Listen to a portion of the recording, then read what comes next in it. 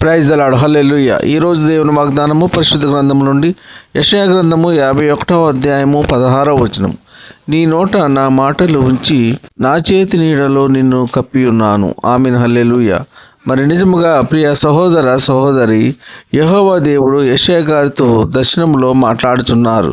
ఆనాడు యెషయా గారితో వాగ్దానం చేసిన దేవుడు నేడు నీతో నాతో కూడా మాట్లాడుచున్నారు.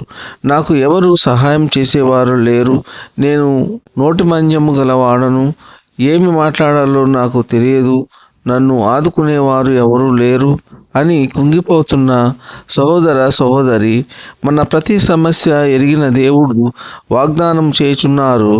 నీ నోట నా మాటలు ఉంచి ఉన్నానని వాగ్దానం చేయుచున్నారు. మరియు నా చేతి నీడలో నిన్ను కప్పి ఉన్నానని. దేవుని చేతి నీడలో మనము ఉంటే సురక్షితముగా ఉంటాము. ఈ కొద్ది మాటలు దేవుడు దీవించునుగాక. ఆమెన్.